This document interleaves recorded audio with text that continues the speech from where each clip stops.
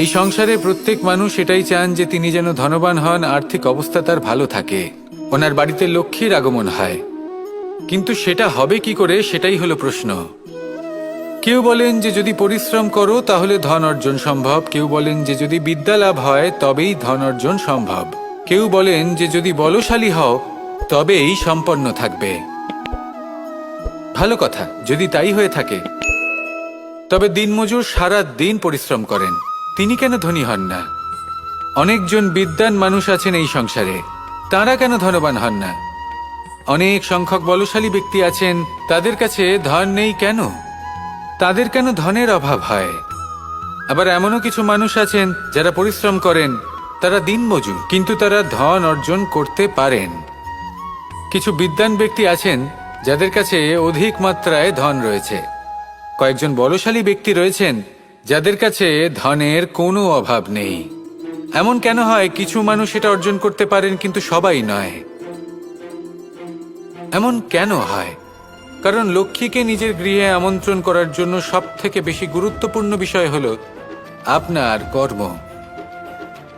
সৎকর্ম করতে থাকুন, পুণ্য করুন, তবেই গৃহে লক্ষ্মীর আগমন হবে।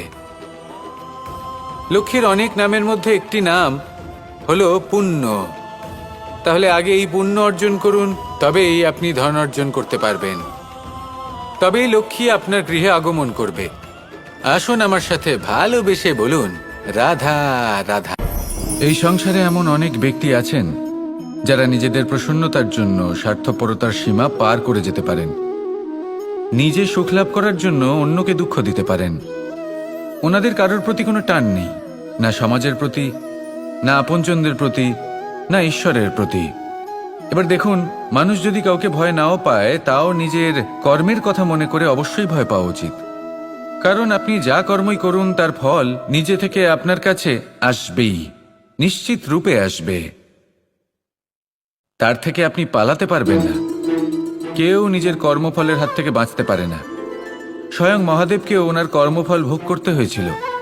উনি কিছু না ভেবেই ভস্মাসুরকে বর দিয়েছিলেন। তার পরিণামস্বরূপ যেটা হলো যে ওই ভস্মাসুর, যাকে মহাদেব বরদান করেছিলেন, তার হাত থেকে নিজের প্রাণ বাঁচিয়ে ওনাকে পালাতে হলো। এই সংসারে এমন কেউ নেই যে নিজের কর্মফলের হাত থেকে বাঁচতে পারে। সবসময় এটা ভেবে দেখুন যে কর্মটা আপনি করছেন সেটা শ্রেষ্ঠ কি না। এমন কর্ম করুন যেটা আপনাকে জীবনে এগিয়ে নিয়ে যাবে। নিজেকে সৎ পথে রাখুন, কিন্তু এটাও সুনিশ্চিত করুন যে জীবনে যে কর্ম আপনি করছেন তাতে অন্য ব্যক্তির উপর কি প্রভাব পড়ছে, তাতে উনি দুঃখ পাচ্ছেন না তো? যদি আপনি যা করছেন তাতে সবার মঙ্গল হয়ে থাকে, তাহলে আপনার কাউকে ভয় পাওয়ার কোনো প্রয়োজন নেই। না কালকে ভয় পাবেন, না মহাকালকে। আসুন আমার সাথে ভালোবেসে বলুন, রাধা রাধা। আমরা সবাই জীবনে কামনা করি। কেউ ধন সম্পত্তির কামনা করি, কেউ ভালোবাসার, কেউ বন্ধুদের, কেউ নাম খ্যাতি আদি ইত্যাদি। এগুলো লাভ করার জন্য আমরা চেষ্টা করতে থাকি, পরিশ্রম করতে থাকি, কিছু সময় পরে অর্জনও করে ফেলি। কিন্তু সবকিছু অর্জন করার কিছু সময় পরে এরা রুষ্ট হয়ে যান, আমাদের থেকে দূরে চলে যান বা আমাদের থেকে কেড়ে নেওয়া হয়। এমনটা কেন হয়? এমনটা এই কারণে হয় কারণ মানুষের একটা দুর্বলতা আছে। কোনো কিছুই অর্জন করার পরে আস্তে আস্তে সে তার মূল্য, তার গুরুত্ব ভুলে যায়, তার জন্য চেষ্টা করা ছেড়ে দেয়। আর এটাই হলো সবথেকে বড় সমস্যা। ঠিক যেমন কোনো ব্যক্তি যিনি ধন অর্জন করতে চান তার জন্য কঠিন পরিশ্রম করেন, হয়তো ধন অর্জন করেও ফেলেন, তারপর আস্তে আস্তে ওই ধনের মূল্য ভুলে যান, উচিতভাবে তা প্রয়োগ করেন না, আস্তে আস্তে তার ধন, তার সঙ্গ ত্যাগ করে দেয়, সমস্ত পরিশ্রম ব্যর্থ হয়ে যায়। সেই জন্য মনে রাখবেন, এই সংসারে কিছু অর্জন করা অত্যন্ত কঠিন ব্যাপার, কিন্তু তার থেকেও বেশি কঠিন হলো সেটা নিজের সাথে ধরে রাখা। তাই জীবনে যখনই আপনি কিছু অর্জন করবেন তার গুরুত্বটা বুঝুন, আর তারপরে সময় সময় তার মূল্য নিজেকে স্মরণ করাতে থাকুন।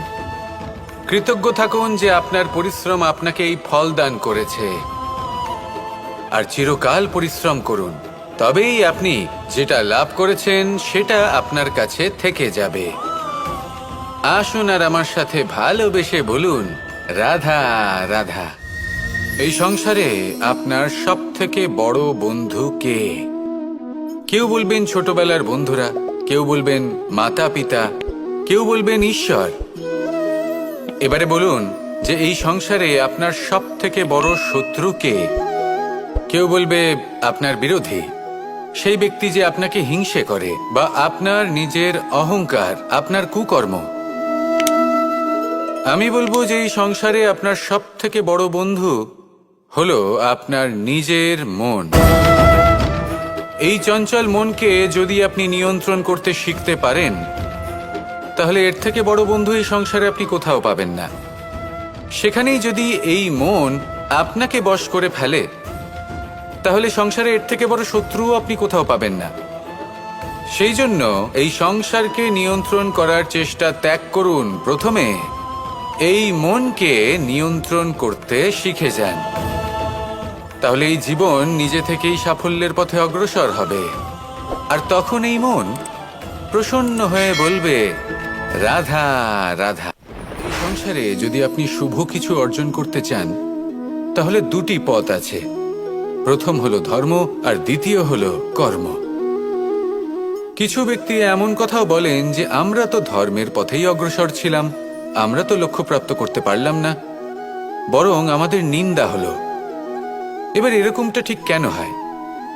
এরকম এই কারণে হয়, কারণ দেখতে গেলে ধর্ম সবসময় আমাদের এমন পথ দেখায় যেটা আমাদের একটা শুভ লক্ষ্য প্রাপ্তিতে সাহায্য করে, কিন্তু সেই লক্ষ্যে আমাদের পৌঁছতে হবে নিজেদের কর্ম দ্বারা। যদি আপনি ধর্মের পথে অগ্রসর হয়ে থাকেন, তাহলে আপনাকে কর্মও করতে হবে। যদি ধর্মের পথে চলেন কিন্তু কর্ম না করেন, তাহলে লক্ষ্যপ্রাপ্তি হবে না। ঠিক সেইভাবেই যদি আপনি কর্ম করতে থাকেন কিন্তু ধর্মের পথে না চলেন, তাও লক্ষ্যপ্রাপ্তি হবে না। মনে রাখবেন যে ধর্ম এবং কর্ম হলো একটি মুদ্রার দুই পিঠের সমান। এদের নিজের জীবনে আত্মসাৎ করুন এবং অগ্রসর হন। এই সংসারের প্রত্যেক লক্ষ্য আপনার হবে।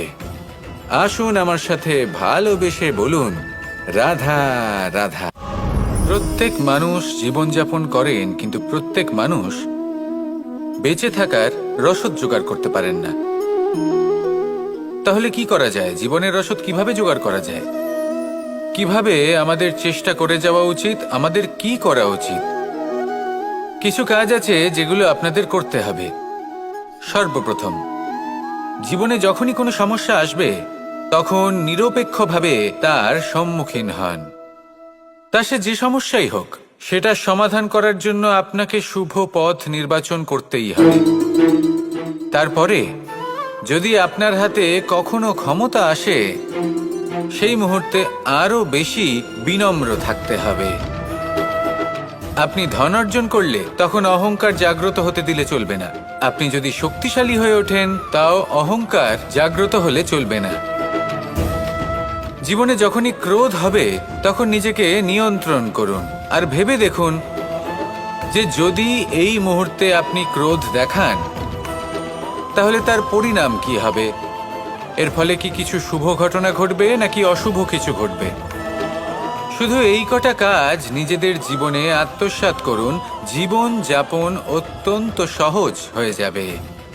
আসুন আমার সাথে ভালোবেসে বলুন, রাধা রাধা। ক্রোধ এ হলো এই সংসারের সবথেকে ঘাতক আবেগ। এই আবেগ আগুনের সমান। যদি কোনো ব্যক্তির মনে জাগ্রত হয়, তাহলে সামনের ব্যক্তিকে ভস্ম করার আগে সেই আগুন সেই ক্রুদ্ধ ব্যক্তিকেই ভস্ম করে দেয়।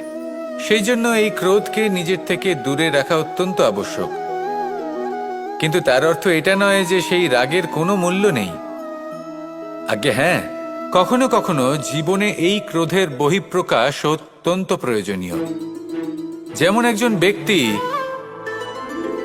তিনি অপরাধ করেই চলেছেন, আপনি তাকে সুযোগ দিচ্ছেন কিন্তু সে কথা শুনছে না। সে এই বিভ্রান্তি নিয়ে জীবন অতিবাহিত করছে যে সে যেটা করছে সেটাই হলো উচিত। আর এটাই ভেবে সে অধর্মের পথে অগ্রসর হচ্ছে। এমন একটা সময় ক্রোধের বহিঃপ্রকাশ অত্যন্ত প্রয়োজনীয়।